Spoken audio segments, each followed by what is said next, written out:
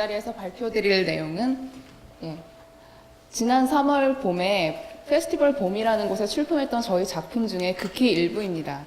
라면 앙상블이라는 제목으로 이루어진 하나의 연구 발표회였습니다.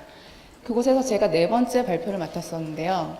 전체 맥락이 아니다 보니까 제 발표 부분만 잘라내서 지금 보여드리다 보니까 아마 충분한 이해가 되지 않으실 수도 있겠습니다.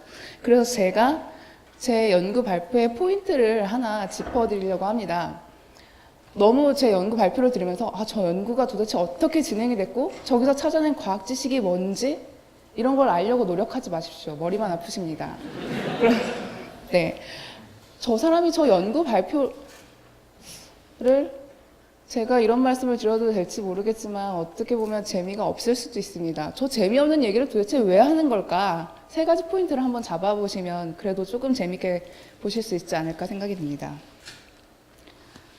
제가 연구한 내용은 안드로겐 수용체를 이용한 라면 내 남성 요소 검출입니다. 저희는 꿀벌 과학재단의 후원을 받아서 본 연구를 진행했는데요. 처음 이 연구를 진행하게 된 것은 다음과 같습니다. 라면이라고 했을 때 여러분은 혹시 어떤 이미지가 생각이 나시나요? 라면 모델들은 사실 굉장히 예쁜 여성들이 많이 나오고 있습니다. 하지만 실제로 TV에서 많이 라면을 섭취하는 장면을 찾아보면 다음과 같이 주로 남성들이 집단적으로 모여서 라면을 섭취하는 것을 확인할 수 있었습니다. 이런 다큐멘터리 영상이나 이런 것이 꽤 많이 나오는데요. 그것도 예쁜 레스토랑에서 가만히 앉아서 우아하게 라면을 먹는 것이 아니라 꽤 거친 환경에서 저렇게 모여가지고 저 가장 오른쪽에 보이는 저게 음식인가 싶을 정도의 라면을 섭취하고 있는 모습을 찾아낼 수 있었습니다. 그렇다면 라면과 남성이 이렇게 많이 연관되어 이미지가 나타나는 이유가 무엇일까? 라면을 집단적으로 소비함에 있어서 남성을 상상하는 이유가 무엇일까? 이게 궁금해졌습니다, 저는. 단순히 라면과 남성을 연결시키는 것은 전체 남성들이 군대를 가는 우리나라에서만 있는 문화적으로 형성된 맥락인 것인가? 아니면 정말로 혹시나 우리나라에서 만들어지는 라면들이 대량으로 조리될 때 혹시 그 안에 뭔가 남성성을 상징하는 물질이 있지는 않을까? 이런 궁금증이 생긴 거죠. 그래서 저는 연구를 시작해봤습니다. 네, 제 소개를 안 드렸는데 저는 사실 생화학을 공부를 했습니다. 그래서 생화학을 이용하여 다음과 같이 연구를 설계를 해서 진행을 해봤습니다. 라면이라는 거대한 바다에서 과학이라는 도구를 사용해서 낚싯대를 들이우고 이곳에서 남성성 물질을 찾아낼 수 있지 않을까 연구를 수행해봤습니다. 그럼 이때 낚싯대와 미끼가 굉장히 중요하겠죠. 남성성이라는 물고기를 낚아내려면 말이죠. 그래서 이 미끼를 저는 남성과 가장 관련된 물질인 남성 호르몬과 결합하는 수용체, 우리 몸속에 있는 안드로겐 수용체를 사용해서 다음에 실험을 진행하였습니다. 그럼 그에 앞서서 먼저 라면을 대량 조리해 보아야겠죠. 라면 대량 조리는 일상적으로 이렇게 일어나지만 실험실에서 이렇게 할 수는 없겠죠. 왜냐하면 언제나 균일한 샘플을 얻어내야 되기 때문에 실험의 신뢰성을 더하려면 그렇게 해야 되기 때문에 다음과 같이 스테인리스 스틸 리액터를 이용하여서 라면 100인분을 조리하였습니다. 이 리액터도 꽤 정교하게 설치가 되었습니다. 압력과 온도 그리고 열량이 동일하게 조절이 되는 리액터였고요. 이를 통해서 라면 100인분을 조리한 후에 분쇄기로 갈아서 균일한 농도의 샘플을 얻었습니다. 그러면 여기서 가장 중요한 미끼를 만들어내야겠죠. 네, 미끼는 앞서 말씀드린 것처럼 안드로겐 리셉터, 줄여서는 AR이라고 불리는 것으로 사용을 했습니다. 얘는 단백질의 일종입니다. 우리 몸속에는 남성 호르몬인 테스토스테론이 남성분이건 여성분이건 모두 분비가 됩니다. 그리고 그 안에 세포 안에서 환원이 되어서 다이하이드로 테스토스테론으로 변하게 되고 이것이 AR과 결합하여 여러 가지 남성성과 관련된 작용을 하는 화학 작용을 일으킵니다. 심한 경우에는 남성형 탈모가 나타나기도 하고요. 요즘에 좀 문제가 되는 것은 남성분들이 꽤 수치가 많이 올라가고 있는 전립선암에 걸릴 수도 있습니다. 네, 이러한 안드로겐 수용체를 이용하였고요. 안드로겐 수용체가 작동하는 방식을 살펴보자면 다음과 같이 세포 내에서 원래 얘는 혼자서 자유롭게 돌아다니면서 존재하고 있습니다. 그러다가 어느 순간 뭐 앞서 말씀드린 테스토스테론이나 혹은 그 환원 물질이나 혹은 다른 남성성을 띠는 물질들이 만나게 되면 모양이 살짝 변화해요. 그리고 또 다른 AR과 결합을 시도합니다.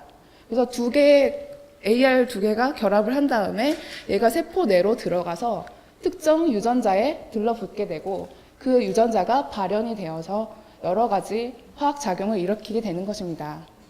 네, 제가 맨 처음에 말씀드렸습니다. 과학 지식을 굳이 이해하려고 하시지 않으셔도 됩니다. 네. 그럼 이러한 점들을 이용해서 낚싯대를 만들어 보겠습니다. 미끼는 방금 준비하였고요. 낚싯대는 저는 전기화학 센서를 사용했습니다. 전기화학 센서는 다음과 같은 작동 원리로 이제 작동을 하는데요. 아래쪽의 전극과 위쪽의 전극을 용액에 담그면 고체인 전극과 액체인 용액의 서로 다른 시스템이 만나서 그 안에서 전류가 흐르게 됩니다. 왜냐하면 우리가 전류 흘러주었기 때문에 전류가 자유롭게 흐르게 되는데요. 이때 전류가 많이 흐를수록 저항이 적은 것이겠죠. 근데 전극 표면에 무엇인가가 붙는다면 저항이 늘어나게 되는 것이 이제 측정이 바로 되게 됩니다. 만약에 우리가 이 전극 표면에 아까 보여드렸던 미끼인 AR을 붙여놓고 라면에 담갔어요. 그 라면 안에 뭔가 남성물질이 들어있다면 그 남성물질이 AR에 붙기 때문에 저항이 늘어나게 되겠죠. 즉, 이 전극을 이용해서 저항이 늘어나는지 안 늘어나는지를 살펴보면 남성물질이 있는지 없는지 알 수 있을 것입니다. 근데 사실 이 낚싯대를 만드는 게 쉬운 과정은 아니에요. 왜냐하면 이 전기화학적 센서가 꽤 민감하기 때문에 일단은 전류가 잘 흐를 수 있는 매끈한 금판을 준비합니다. 그리고 금판 위에다가 AR을 붙일 수 있도록 일종의 머드라는 화학물질을 나노 레이어를 만들어서 이제 자기 조립을 시켜주고요. 그 위에 AR이 골고루 붙을 수 있도록 세모 모양의 또 다른 화합물, 덴드론이라는 이름의 화합물을 붙여줍니다. 그리고 얘가 또 AR이 바로 붙일 수는 없어요. AR을 붙이기 위해서 DHC 링커를 도입을 해줍니다. 그리고 나서 이제 저희가 준비했던 미끼인 AR을 붙이게 되는 것이죠.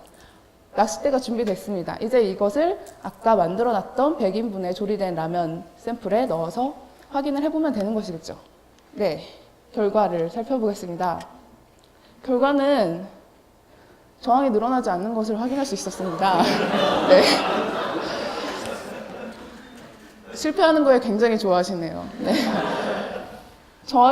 그래서 저는 이제 고민이 시작됐죠. 꽤 많은 돈과 시간을 들여서 진행한 연구인데, 결국은, 물론 가설이 틀렸다는 것도, 하나의 결과이고, 그것도 하나의 지식이 될 수는 있습니다. 결국 라면에는 남성물질 없다라고 발표를 하면 되니까요.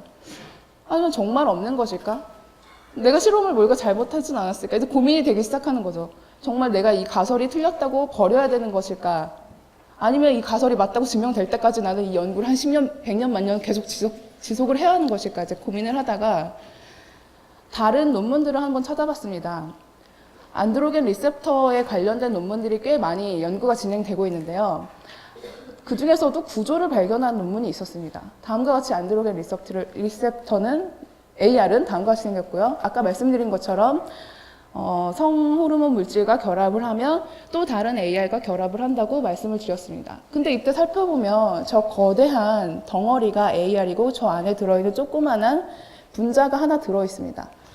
제가 아까 센서에서 무언가 결합을 하면 표면이 덮이면서 저항이 늘어난다고 말씀을 드렸잖아요. 남성 물질이 있더라도 저 조그만한 애가 덮여봤자 저항이 거의 늘어나지 않을 수도 있겠다라는 생각을 한 거죠. 정말 없는 게 아니라 어쩌면 제가 만든 센서가 감지해내지 못하는 걸 수도 있는 겁니다. 그래서 이제 고민을 했습니다. 이걸 어떻게 해야지 되지? 센서가 물론 더 좋은 감도가 높은 센서를 만들 수도 있지만 그것은 또 제가 이제 저희 이사장님께 가서 더 돈과 시간을 더 많이 주시면 이런 말씀을 드려야 되기 때문에 여러 가지 고민을 하다가 AR이 두 분자가 결합할 수 있다는 거에 하나의 착안을 한 것입니다. 만약에 AR에 남성 물질이 붙지 않는 경우에는 또 다른 AR이 오더라도 결합을 하지 않을 것입니다. 하지만 만약에 다른 남성 물질과 붙는다면 또 다른 AR이 왔을 때 두 개가 결합하겠죠. 즉 표면에 무엇인가가 붙기 때문에 저항이 늘어날 것입니다. 이걸 생각하고 혼자서 난 정말 천재인갑다라고 생각을 했었는데요. 네, 그 결과 저항이 늘어나는 걸 확인할 수 있었습니다. 결국 라면을 100인분을 조리했을 때 그 안에서 AR로 확인했을 때 남성 물질이 있다는 것을 확인할 수 있었던 것입니다. 네, 제 연구 결과는 여기까지입니다. 제가 이렇게 말씀을 드렸을 때 저희 이 연구 결과 발표를 보시고 다음과 같은 기사가 났습니다. 네, 라면 좋아하는 남성은 섹스도 좋아한다. 물론 이거는 제 발표만 보고 한 건 아니고요. 저와 같이 발표를 진행한 다른 분들의 모든 발표를 보고 이런 말씀을 하신 건데요. 저는 그냥 단순한 궁금증, 왜 라면과 남성이 자꾸 이미지상에 같이 나올까? 라면에 정말 남성을 표방하는 물질이 있는 것일까라는 궁금증에서 시작한 연구 결과인데 그 결과는 결국 그래서 다른 분들이 그래서 라면을 먹으면 남성 호르몬이 들어있다는 거니? 라면을 먹으면 전립선암이 막 생긴다는 거야? 라면을 먹으면 탈모가 막 생긴다는 거니? 이런 질문들을 저한테 하시더라고요. 네, 그래서 정말 제가 연구를 진행한 그 지식이라는 건 뭘까? 연구 결과의 발표는 어떻게 해야 되는 걸까? 라는 거에 굉장히 많은 고민을 하게 되었습니다. 네, 지식은 그렇다 치고 제가 앞서 말씀드렸던 3가지 포인트 혹시 생각을 하셨나요? 저는 이걸 통해서 무엇을 전달하고 싶었기 때문에 네, 얘기를 했을까요?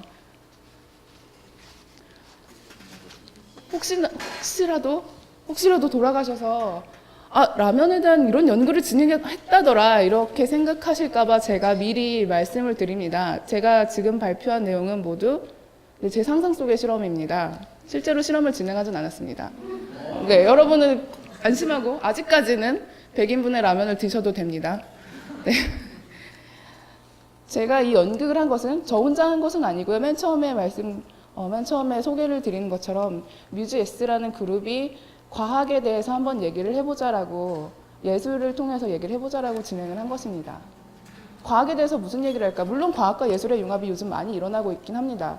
근데 저희가 말씀드리고 싶었던 건 과학 지식 말고 과학 지식이 만들어지는 과정, 연구되는 과정에 대해서 한 번만 더 생각을 해보자는 것이죠.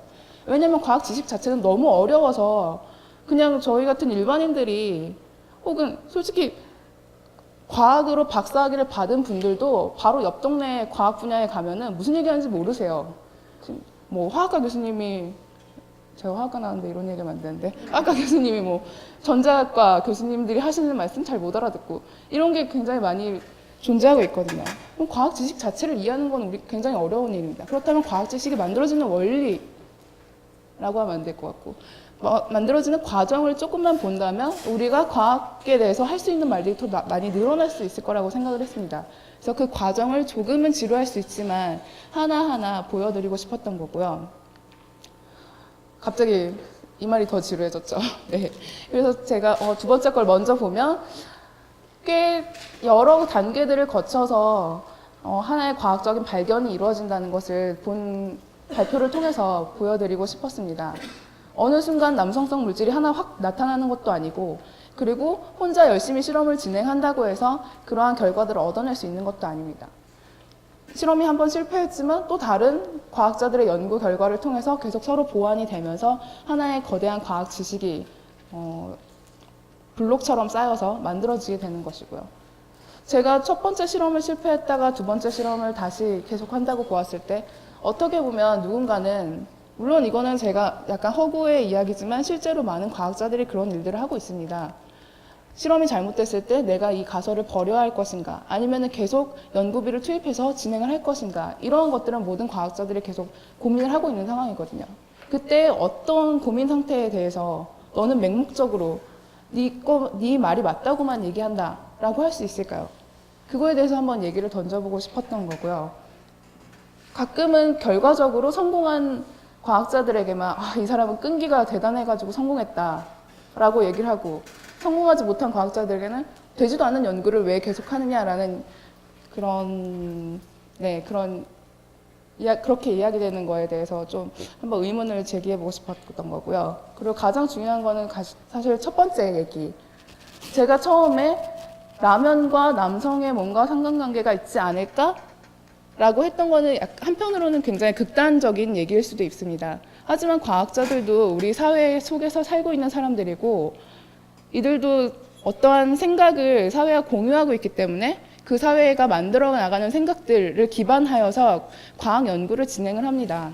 이렇게 생각했을 때 그 사회에 같이 살아가고 있는 우리들이 과학자들한테 더 할 수 있는 말들이 늘어나겠죠. 그래서 과학 지식이 어디 허공에서 혹은 진공 상태에서 딱 나타나는 것이 아니라 우리와 같이 연결을 맺고 있는 사회적으로 통용이 되고 있는 생각 속에서 나온다는 것을 얘기를 드리고 싶었던 겁니다. 네, 감사합니다.